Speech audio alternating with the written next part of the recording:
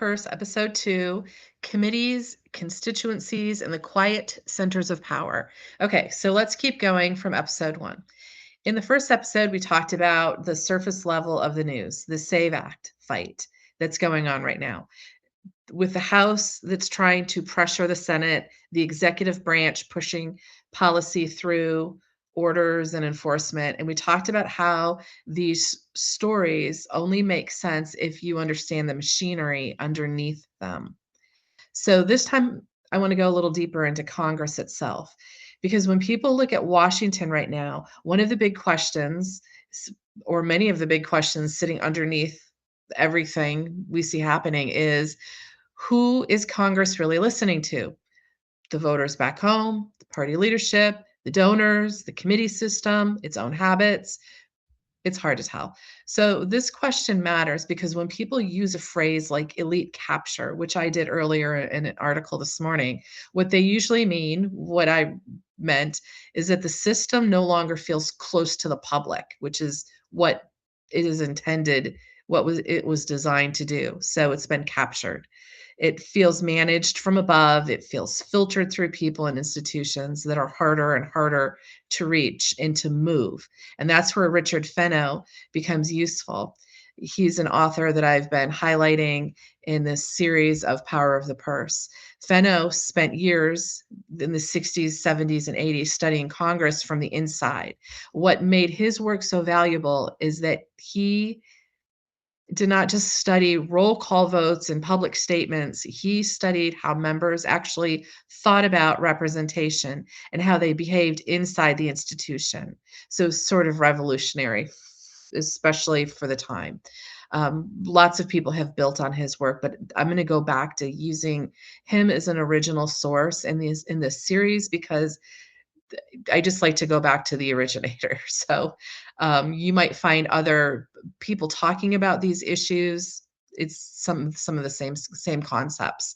One of the things that Fenno found is that members of Congress are not simply representing one audience. They're thinking about their district, of course, but they're also thinking about the people most likely to vote for them again. They're thinking about the activists and supporters who can help or hurt them politically. They're thinking about the people they trust and depend on, and also the people who don't like them.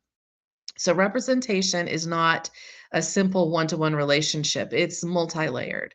And that helps explain some of what we're watching right now with the SAVE Act.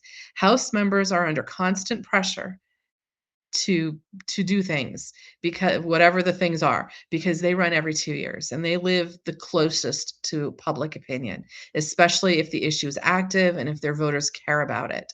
Senators live on a different clock.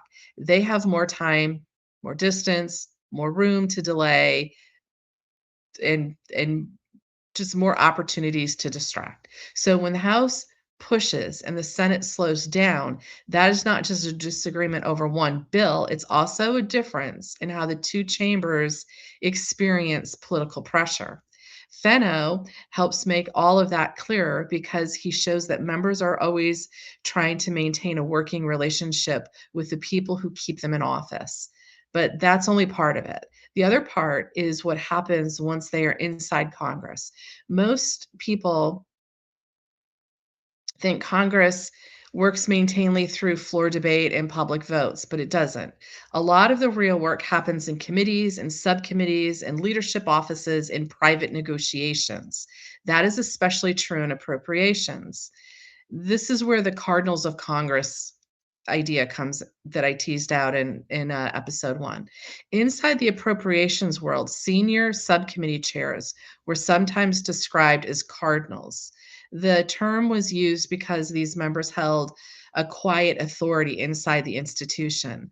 They were not always the most visible figures, but inside the system, they had enormous influence over where money went, what programs were protected and got cut, and what language made it into bills. That matters because it tells you something important about power in Washington. A lot of power does not sit out in the open. It sits with the people who understand the process. That's very important. It sits with the people who understand the process. Control the details and move decisions forward before most of the public even sees them. And that helps explain why people feel disconnected from government. They're watching the public side of politics, but much of the real decision making has already taken place someplace else.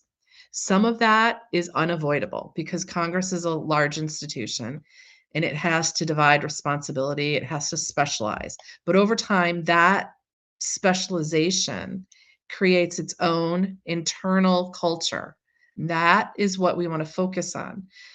Members who spend years inside committees begin to operate differently. They learn the rules, they build relationships, they protect their areas of influence. They start to think not just as representatives, but as managers of a system. That does not mean they stop caring about voters. It means that they are operating in two environments at the same time. One is back home, and the other is inside the institution. And those two environments do not always point in the same direction. That tension is built into the system. Representation and legislation are connected, but they're not the same thing. What helps someone win re-election is not always the same thing that helps move legislation through Congress. Members are constantly battling those pressures. There's another layer to this as well. The Constitution set the structure of Congress, but history shaped how it's actually operating.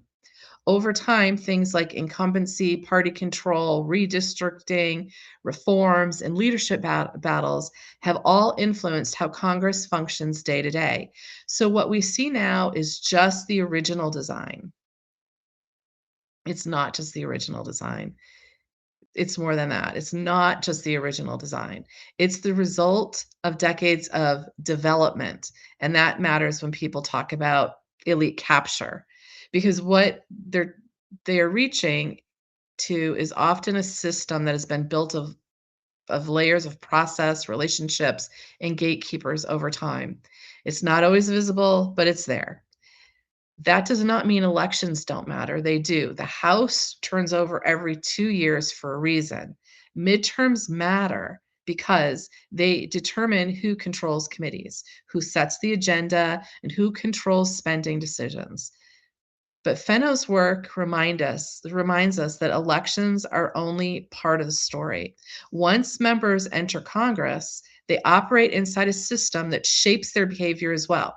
So when you look at the SAVE Act standoff that's happening right now, it helps to look at both sides at once. You can see real pressure coming from voters.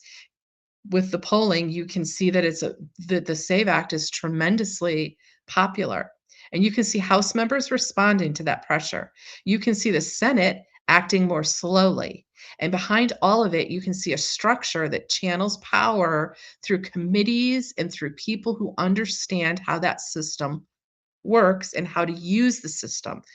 That's a lot of my focus, is that we need to be the people inside who understand the system and know how to make it work to our benefit. That is that's not separate from the story. That is the story. That's the story that I want to tell. So there are two things going on that I'm focusing on. And talking about it right now, talking about the SAVE Act, it brings us back to the reason for this series, which is the most important power Congress holds is not in the speeches and not in the headlines. It's not in the palace intrigue and the battles on social media. It's control over funding, what moves, what stops, what gets built, and what does not. So in the next episode, we're going to look directly at the appropriations system itself, how it's divided, how it operates, and how a relatively small number of people shape decisions that affect the entire country. Because once you understand that structure, you begin to see how the machinery actually runs. That's it for today. Thanks for listening. Episode 3 coming up, and check out the links in the transcript and check out some more of my articles. Talk to you soon.